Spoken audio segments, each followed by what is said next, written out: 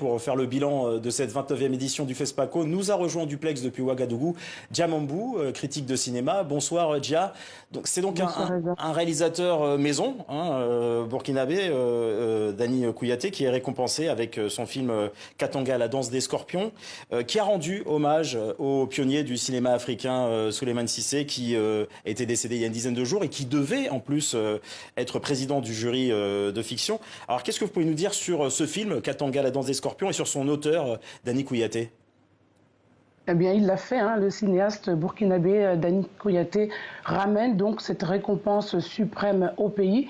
Il devient le 3e burkinabé à décrocher l'étalon d'or. En effet, 28 ans après son compatriote Gaston Kaboré avec Boudiam en 1997 et aussi Tilaï d'Idrissa Ouedraogo en 1991. Katanga, la danse des scorpions, une œuvre saluée par le jury qui visiblement a été séduit par le traitement de son intemporalité, une mise en scène maîtrisée, une version onirique, une révision de Macbeth de Shakespeare en langue morée sur un fond d'ancrage culturel à travers ses décors et ses costumes. Notez qu'il a aussi remporté parmi plusieurs prix le tout premier prix du public du festival au FESPACO.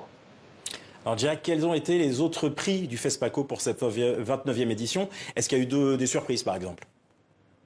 Mais c'est vrai que le film burkinabé partait assez favori. Le film a quand même fait face à une rude concurrence. On démontre le somalien de Village Next to Paradise de Mo Arawe et le zambien On Becoming a Guineafool de Rungani Nyoni qui complète ce palmarès. Mais pas seulement, c'est le documentaire L'homme vertige de la Guadeloupéenne Mallory Eloy Pesley qui décroche le grand prix dans cette catégorie. Une première œuvre majeure qui s'illustre dans un contexte postcolonial et pointe les ravages mentaux et physiques causés par les atrocités des colons. Notons aussi que les documentaires du Congolais Nelson Makengo, Tongosa et de l'Ivoirien Joël Akarfou avec Loin de la colère complètent ce palmarès.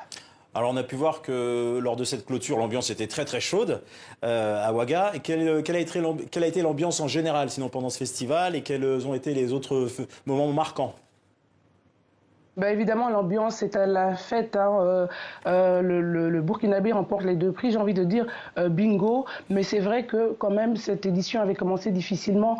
Comme vous l'avez dit en début de reportage, c'est que avec la perte, la disparition tragique de Souleymane Cissé, qui en effet était attendu ici comme président de jury et qui a disparu 2 jours avant, mais ici on lui a quand même rendu un bel hommage. Dany Kouyaté, le festival, le peuple burkinabé aussi. En tout cas, le festival, quant à lui, il nous donne déjà rendez-vous dans 2 ans, du 27 février au 6 mars 2027.